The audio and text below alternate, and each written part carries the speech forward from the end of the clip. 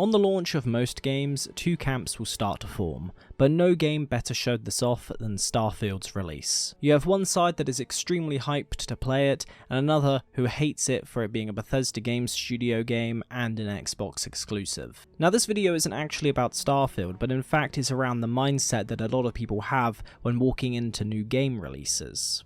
You feel this sense of a community as you, like many others, are enjoying that experience of getting online and playing that game for the first time. It's like a massive beehive where everyone is just giving each other pats on the back and really finding everything interesting. While the other side are wishing for the game's downfall or simply viewing everything under a lens that is just not realistic and believing that every game that comes out needs to be the best game ever made. This means that some will never play certain games, and for example with Starfield, they won't play the game based off of their pre-existing beliefs upon Bethesda or Xbox, and then even going as far as to use other content creators as their way of having opinions instead of having their own first-hand experiences. A lot of people actually ruin their own gaming experience by simply making everything worse for themselves. So let's sit down and talk about how you are actually ruining your own gaming experience by believing the stories you tell yourself. Now, as I mentioned, this isn't going to be talking solely about Starfield. I'm going to be talking about other games that I've walked into with negative biases and then found myself actually enjoying the experience once I started to strip those thoughts away. I'm also not going to tell you that any games are good or bad, or necessarily whether or not your opinion is valid or not. It's primarily just this idea of talking about your negative biases walking into games, or having overly positive biases that end up cracking your armor when you're going in to play a game because you're too hyped up. This video is centered around the mindset that stems within the world of self-improvement. This idea of the stories you tell yourself are way more powerful than you realize.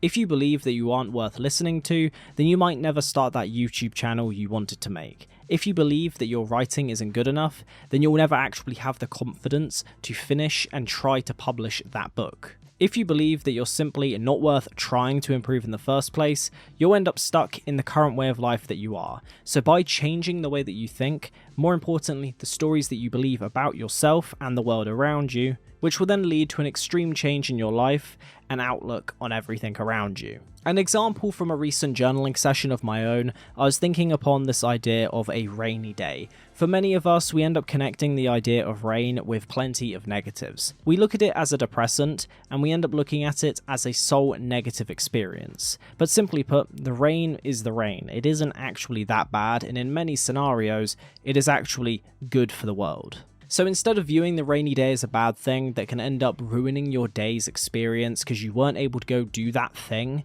you can end up viewing it as a cozy day in where you can do other things instead. So you might not have been able to go out and meet up with your friends and go for that walk, but instead you can light a candle, put on some jumpers, do some reading and play some games. It is something that you can end up making the most out of, but you need to look at things in a better light than just viewing it solely through the negative lens. I could have dwelled on the idea and looked out my window in a way that's like a film, where I view as everything is just depressing. This day is my luck summed up in one. But instead, by taking the power away from that external negative, it allows me to actually enjoy the day. In games, we end up telling ourselves plenty of stories, from the likes of indie games are the only games worth playing. I'm not someone who enjoys Bethesda-styled games, to something like I only play FPS types, there's no fun in non-competitive games. These are opinions that are held by many and for some myself over the years, and one big one that was on my list for a very long time was games are simply a waste of time if you are getting nothing out of it. It's why this channel exists in the first place. I only started making content for the sole purpose of curving my own perfectionism, but more importantly, to curve the way that I was thinking in the first place, which has changed a lot more over time. This way of thinking might just be classed as having adequate expectations, or for some, taking the fun out of it, or for others, fence-sitting. But I believe that this way of thinking will change the way that you approach many games you've played in the past, hated games as well, and games that you're looking forward to in the future. It will probably also change the way that you think about getting hyped for a game's release, not because you don't think it can fulfill on your expectations, but simply because it allows you to get into a game with a calm and collected mindset, so that you can actually make the most out of something, instead of getting annoyed over nothing. This mindset is going into it with no expectations and without any predetermined opinions such as this game is going to be trash or this game is going to be the game of the decade. Simply allowing yourself to go into it with as much disconnected as humanly possible from your own biases and your experiences, it will allow you to actually base it off of how you feel. The feeling aspect is actually the big part and takeaway that you should think about there. Not because being analytical with a game's release is bad, but simply it sucks out what is meant to be distilled by a game, which is the way it makes you feel. The games you love probably aren't actually the most objectively amazing games, but they made you feel something. So being able to go into a game with a let's see what they have to offer and how does this game make me feel mindset, it will open up way more different options for you to play and go on with your gaming adventures. And it will allow you to base your thoughts on your experiences alone, instead of living precariously through others to base your entire mindset on games and new releases. If you enjoy video essay content, then make sure to subscribe to the channel, as I have plenty of other big videos in the works and a great back catalogue to go through. If you want to join a community of people who are also enjoying and just simply trying to make the most out of the games that they're playing, make sure to join the Discord down below, as we want to grow that into more of a community and have more of a community around this channel. Lastly though, if you do want to support the channel any further, then make sure to go check out the Patreon down below. You can join for as little as a coffee a month, so if you are interested, make sure to go check out that link down below, and if you want to upgrade to a different version, you get early access to all of these videos. Now, I've allowed the stories that I tell myself to ruin different experiences for me over the course of many years now. Typically, this comes in the form of, let's say, a creator's opinion on a piece of tech ending up taking over my own and creating biases that I don't really have for any justified reason, to my political beliefs bleeding in when I'm watching a film where I feel like I might be getting lectured to a bit too much, all the way through to game franchises that I've never tried purely because of the way the fan bases appear on a surface level. An example of this within the music world would be something like K-pop. For anyone who doesn't know, I do listen to a little bit of K-pop. It's helped me out in many different moments of my life where I was struggling a lot more, and it ended up giving me something to connect to. However, before that, I ended up never giving K-pop a chance, primarily because of the idea of it just seeming weird. And obviously one of the big ones for any teenage boy out there is that you don't listen to K-pop, or at least that's the instilled opinion. When I got into it, I was 17. I'm now 21, and I don't hide my enjoyment of groups like Blackpink, Mamamoo, or someone like Taylor Swift. But due to the preconceived views of fans within, let's say, the realm of K-pop, I was always feeling as if I shouldn't get involved with that type of thing, just because I always found it a bit weird. And in reality, you can actually enjoy something without diving deep into the rabbit hole of, let's say, the fan bases or opinions of others, when in reality, you can just have yours and enjoy it for what it is for you. A more recent example of people using their preconceived biases to completely dislike a product before launch and try to make it out as if it's something completely awful would be Starfield. As I discussed in my Starfield rampant negativity video, I believe Bethesda didn't lie in any way within their marketing. Maybe you can argue that they were sneaky with something like the Skyrim in space argument, however, they did end up retracting it a little bit a week before launch. However, overall, they did actually talk about everything in that lead up to launch in a better way than what others actually thought they would. For a quick example, it would just be something like the traversal, where a lot of people had an issue and believed they were lied to, when in fact, a year before launch, Todd Howard had openly already admitted how procedural generation would work, how landing on planets would work, how traversal on planets would work, how space travel would work, and all those things. However, a lot of people just chose to ignore it. On the lead up to launch, you had plenty of different camps formed. It wasn't just simply a, I'm not interested in this game and I am. It's simply fractured groups within those. From some people who enjoyed Bethesda games in the past, but due to the re-releases of Skyrim and 76, they felt hesitant to say they were excited for Starfield, to others who simply hate the fact that it's an Xbox exclusive. Now, with a lot of the conversation around Starfield, you've had plenty of people within comment sections who are basically just mouthpieces for their favourite creator that they watch.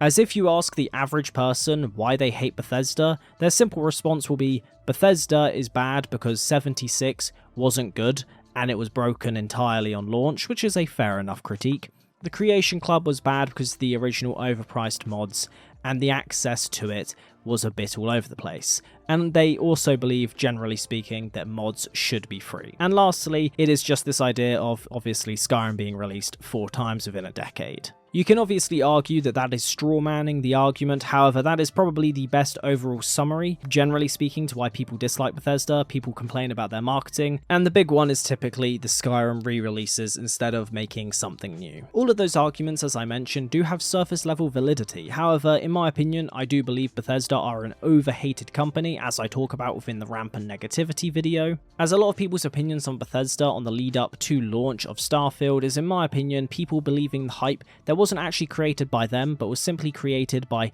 the communities that they're within and the current creators that are out there who are spewing a bit of, deceptive opinions. They'll typically be saying what they're hoping to see, and then a lot of people believe that is what's going to be in the game. Due to some parts of what people dislike about Bethesda, the Microsoft exclusivity, and generally speaking people comparing Starfield to their beloved Baldur's Gate, you end up finding a good chunk of people who have already made their opinion before release.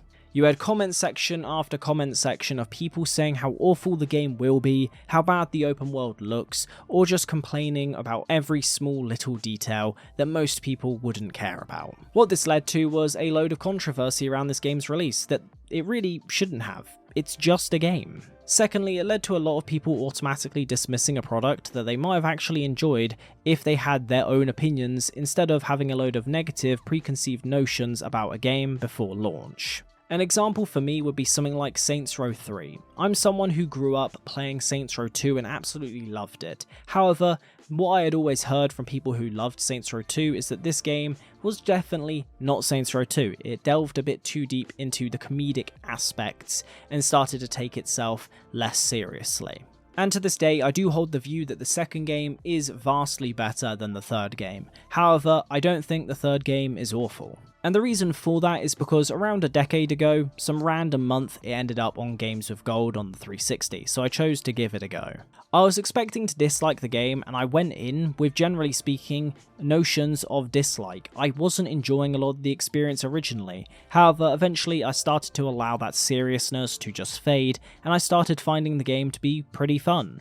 Sure, it's not as serious as the second game, and has moments of weakness within its design, but overall, the game is enjoyable. But due to my preconceived opinion based off the creators that I was watching at the time, I believed that the game wasn't going to be that good, so I was depriving myself from enjoying an experience solely because I was taking on the opinions of others as my own. A game that I'll also be playing through at some point soon for the channel for a second time ever is going to be Assassin's Creed Valhalla. Anyone who's watched any videos on this channel probably knows my general opinion on Valhalla and that I believe it sucks. Does this mean that I'm going to find a different way of thinking? No, however, I'm going to go into it in the second playthrough in a way that is hopefully going to help me enjoy the experience a lot more.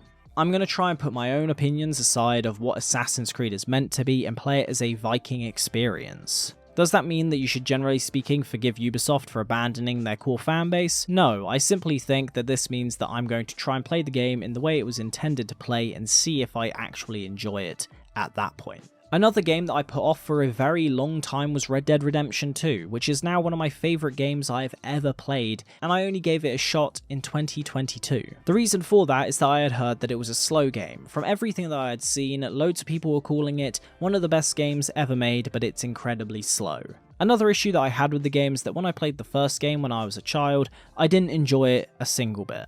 And the last issue that ended up playing a big factor in this for me is that I'm just not a big cowboy person. I don't enjoy cowboy films, I don't enjoy the history around it, I just generally find it a bit dull. However, in 2022, I chose to actually give it a go for the first time, and I found myself enjoying it way more than I was expecting to the point where it became one of my favourite games ever played, and definitely became my most enjoyable narrative experience when playing through any game. A lot of the time, we're able to strip the enjoyment out of pretty much anything if we choose to. If it's something like a movie pushing a political opinion on you for a few seconds so you decide to write off the whole movie in that very moment, to your favourite creator telling you how The Last of Us 1 isn't that good. A lot of this ends up taking away from the ability for us to enjoy something and base it off of how the game made us feel as we start to take in others' opinions either before or after, and it ends up clouding the way that we actually found the experience. Gaming is like books, movies, and shows. It's typically a personal experience. If you don't enjoy a book that millions love, that's a personal experience, which doesn't mean that it's any less valid. However, if you dislike something because of what other people say about it, then you're doing nothing more than living precariously through someone else's view, instead of actually trying to gain your own thoughts on something.